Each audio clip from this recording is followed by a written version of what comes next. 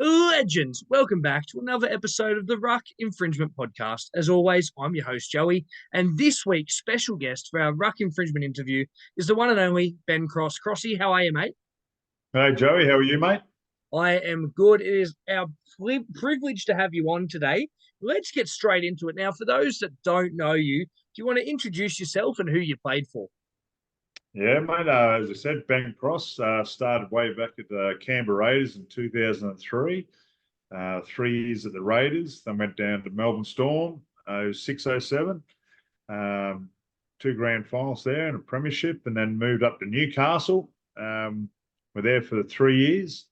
Good bit of time there at Newcastle. Was lucky enough to play Origin while at Newcastle. Then moved over to England and had a bit of time at Leeds, Wigan, and Widnes Vikings, and then retired and moved back to Australia and been in a bit of coaching and a little bit of bits and pieces of other stuff along the way. Yeah, lovely, lovely. No, it's been a very decorated career. Mate, the next question I got for you, who was the funniest teammate that you played with? Yeah, mate. Look, Ryan Hoffman had his quirks. He was a funny teammate in different aspects. Out and out funny. Cameron Smith was pretty funny. Okay. Yeah, pretty dry humour and real Yeah. sarcastic. Sarcasm you can use at time. Matty Guy was always funny, but probably the funniest one, and probably goes to be the strangest cat that ever played with too, was Adam McDougall.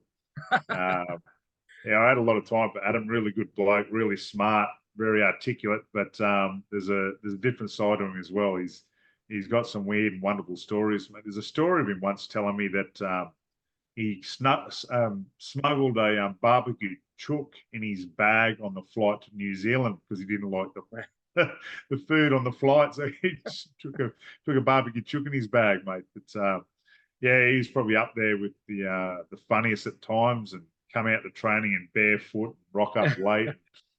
Yeah, no real care in the world with old Dukes at times, but he always had a good story as well. Mr. Manshake, eh? He's funny. What a funny man. The next question, as you mentioned just before, the strangest teammate you played with, but I more want to put it, did any teammates that you played with have any strange rituals or superstitions?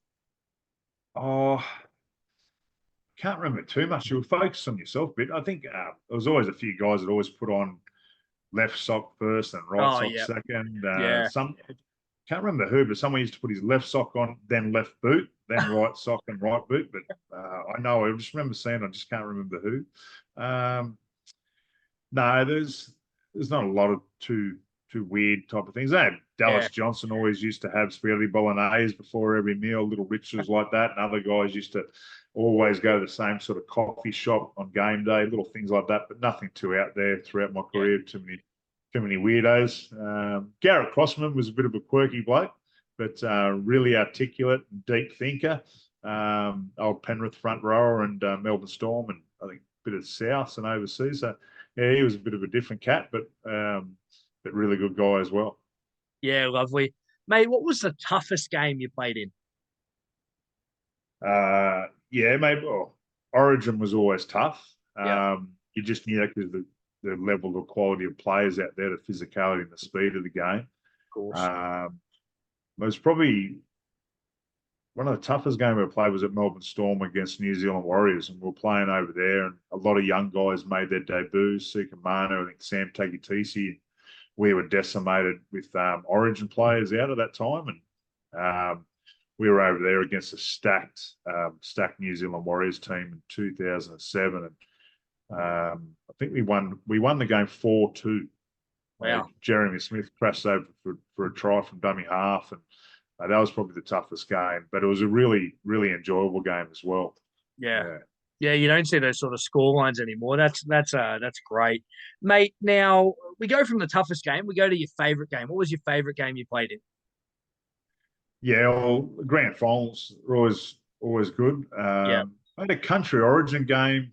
My second country origin game was a lot of fun. We played at Wynn Stadium. I think we Yeah. ended up being a draw, 22 all, and Todd Carney had a shot at field goal from about 40 out. Suddenly just picked it up and just pushed it wide left for the post. That was an enjoyable game. That the 4-2 game against the Yeah. Warriors.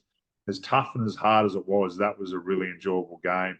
Yeah. It was just a slugfest the whole game. And mate, any time we had Melbourne Storm games against Brisbane, they were always really enjoyable. They always had a good rivalry. And most of our Newcastle games against Manly were always fun. They always had a Yeah. bit of a rivalry there as well. And I don't know, you inherit the rivalry from past years, and it just sort of keeps on living on with the next generation. And those games are really good as well. Yeah, no, I love that, mate. Yeah, you always see players they tend to turn up more for those rivalry games. So, no, that's great, mate. The next one I got is what is Origin like? Now, us mere mortals, we can only dream of being out there, but you've been out there on the big stage. What's it like? Just everything's a lot more heightened. Um, Yeah, your attention to detail to your individual game goes up because you look around you with the best players in the world yeah, on the one field at any one time, um, and you just get dragged along with it. You really do. It is a sink or swim environment. You find another gear at times. Your lungs are burning. Your head's sort of thumping. But you just find a way to do it. But you probably get that off the back of your good, consistent performances week in, week out, the NRL. So once you get to that level, you're fairly accommodating of yourself to play that level of footy. But it's just the margin for error is so small. The yeah, quality of the opponent, the execution of every skill, the ferocity of every tackle. Um, you finish the game absolutely battered and bruised. You can't move for a week, and it's just unbelievable that players can get back up and play 2 or 3 days later and have another game. So yeah, it's just the attention to detail and the high intensity of it. Just there's there's no there's no relentlessness in the 80 minutes of the game, and it's just great to be a part of. And were you a nervy sort of guy? Like on your debut in Origin, were you nervous? Yeah, I was named to start and I ended up coming off the bench, Yeah, and then the second game I was named on the bench and then ended up starting. It didn't really bother me. I was just more always concerned to do a good job for the team, yeah, not overly nervous about the opposition or what they were going to do or who. That was just uncontrollable. I was just always focused about what I could do for the team, what I was yeah, going to do for the team was going to be good enough. And that's probably where inherited my nerves for the game leading into it. I was always confident in my ability. She always just sort of go, okay, am I going to do this well for the team today? Am I going to make sure I get my good carries, get my quick play of the balls, and defend well through the middle? It was just probably that was one of my concerns about my own game all the time, and just focusing on that, not so much overawed by the occasion. Um, I heard a good quote from a coach earlier in the career: "Just play the game, not the occasion." So that sort of stayed with me for a long time. yeah. No, that's great. Now, mate, next question I got: did you have a footy nickname? Yeah, a couple. Boltsy was at Newcastle. I think there's a little bit of Frankenstein with the bolts and the neck type of thing, and Donk from Crocodile Dundee was from Matt Yeah, Geyer. He said, I've always got a donk. And all day down at Canberra is that all day, just tried to make sure that my runs at the end of the game is the start as good as the runs at the start of the game. And I don't know if it might have nice. been Josh Miller nicknamed me all day because I just ran all day. So yeah, a couple of little nicknames along the way. Yeah, yeah, some good ones there. And next question, mate: who was your footy idol? Yeah. Go back in the old Chief. I love Chief, Locker Yeah, Roach, yeah, Paul Sirenen, that type of era of blokes. I was a bit of a Balmain fan growing up, so I loved Wayne Pearce, Blocker, Paul Sirenen, and just sort of probably just the look of the guy. mm, Similar sort of look with Paul Harrigan. I tried to model my definitely. game around his. End up getting to meet the great man, and later down the track in the days at Newcastle, and yeah, just try to sort of model my game on his coming through. So those 4 guys were sort of my idols. And then I got to play with one and become my idol with Ruben Wiki at Wow. Canberra. So that was just playing alongside him, mate. Was playing with you a living legend. It's unbelievable. Yeah, yeah, that would have been special. I met the chief as well. I did a bit of work for NIB about 10 years ago or so, and yeah, I met the chief there. But Lovely guy and some great idols there. Now, if you could change one rule in the NRL, what would it be? Yeah, I'm probably not overly a massive fan of the seven again, Yep. seven tackle set after Yep. kicking the ball dead.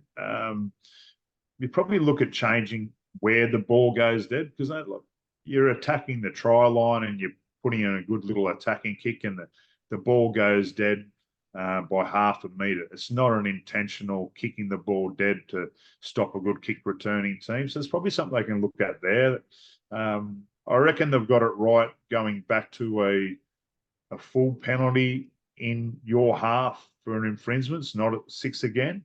Yep. I think they probably rushed that rule in probably a little bit too fast, that 6 again rule, especially with the COVID period there when they brought it in 2020. But and I always didn't mind the two referees on the field. I thought you got a little bit more clarity around the ruck and what the referee was looking for. Now you probably sit there sometimes and you see a 6 again penalty, and even as a player and a current coach, you don't even know what it's for. Yeah. It's just a ruck infringement. And it was back in the day, would it warrant a proper full penalty? Would he put his whistle to the mouth and blow it? Or was it just because he has that up his sleeve? It was just a small incident that really no one knows in the game and didn't really impact the game too much, but they've just got the ability to be able to throw the hand up and go 6 again. So, and that can sort of be seen sometimes, maybe squaring up the ledger sometimes across the game. Like you look at nearly all games, mate, penalties start to come out the wash. They're all 50-50 by the end of the game. So, but definitely the 7 tackle rule on a kick dead, I reckon they probably look at where the kicks probably come from. If it was inside the opposition attacking 30, well, then maybe not a 6 again, but that's just subject to people's interpretation, I guess. Yeah, I really like that. Yeah, we haven't had that one, so that's really good. Mate, take us through what life was like after footy, and are you still involved in the game? Yeah, life after footy. We were living in Wigan at the time, playing at Widnes Vikings, and moved back to Newcastle where we kept our place and sort of set up a family life there. And came back in and went back into a bit of personal training and footy coaching. Lovely. Nothing professional footy coaching initially. I was just assistant coach with Newcastle Knights New South Wales Cup team for a couple of years. We're working as a bit of a scaffolder and personal training business. And then that sort of grew and grew. Then rugby league coaching at Hunter Sports High there for 5 years, being part of their program. And then sort of stepped away from Newcastle Knights. We had our third child and want to spend a bit more time with family. So I was coaching locally with South Newcastle Lions while still doing personal training business. And then 2018, sort of progressed into the professional ranks with an opportunity at the Broncos 2019 and 20. But unfortunately in 2020 with the COVID, it got made redundant. Sort of then moved out of professional coaching for a little bit. But 2021, PNG Hunters, with Matthew Church, while they were located at Gold Coast permanently. And then now I'm the head of football and head coach at the Ipswich Jets and the Host Plus Cup Club. I've been that for the last 2 years and here for another few more years as well. So always wanted to get into coaching. Was doing coaching over in England with a local club over there, Wigan St Pat's, who've had a number of players go on to play professionally. So that was always a career path that I was pursuing, making sure I was educated as much as possible with leadership and coaching qualifications and just personal growth the whole way along, because it was just a real passion of mine into coaching to sort of help other players to get what I got from really good coaches as well. Yeah, lovely, mate. No, that's awesome. Congratulations as well. You're doing a great job up there in Queensland. Mate, the next question we got, rugby league is growing and growing every year. Is there anywhere we could improve to make the game even better? Yeah, I think the game's got to look at where they derive their players from. And being at the grassroots level, although at Queensland Cup as head of football, I'm quite involved in local rugby league. And the resources that aren't getting to that level. The Suns playing local footy here in Brisbane as well. I just don't see an advancement of grassroots rugby league. We see a few competitions amalgamating because there's lack of numbers. We're in the area, Springfield, where AFL is trying to get in quite heavily in the Ipswich area. Are the NRL doing enough proactive to be in that area? I hear horror stories all the time about less and less funding for local clubs, where there's a model that the NRL could sort of look at with all these millions of dollars that seem to be profiting every year and spruiking about that. The grassroots rugby league is where they're going to drive their players from. If they want to expand the competition in the NRL to, I think, at least 20 teams and maybe the next 5, 6, 7 years, we need that talent coming through, and we need these small little clubs that are looked after by volunteers and mums and dads to have the funding come through. So they need to look at where the tree is going to grow from. That's the roots. So it's probably they can put a bit more time and effort into that. Yeah, absolutely, mate. Completely agree with you.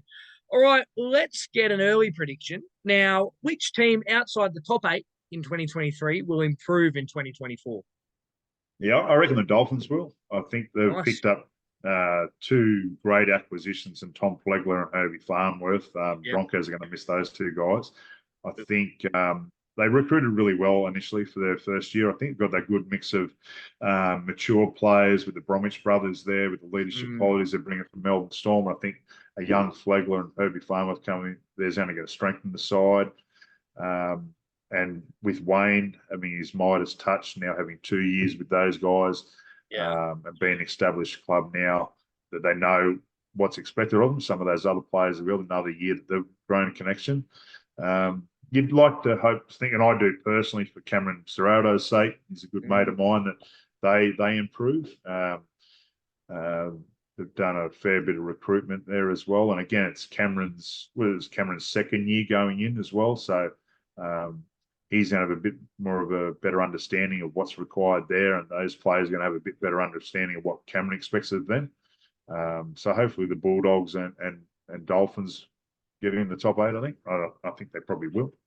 Yeah, very nice. I've got the Dogs up there, definitely. I think the Dogs will vastly improve. I mean, they will need to sign 10 more utilities, and they've got every utility in the comp. But apart from that, I think they'll vastly improve. And the Dolphins, as you said, I mean, any team coached by Wayne Bennett, you can't write them off. So yeah, I think they'll be up there and around. But mate, that's all we got time for on the interview today. I want to thank you for your time and really appreciate you coming on. If you're listening now, don't forget to follow, like, subscribe, rate, and check us out on all our social media: Facebook, Instagram, TikTok, X, Threads, LinkedIn for the professional as well.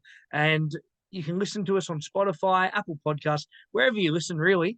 And that's Ben. I'm Joey. Be good.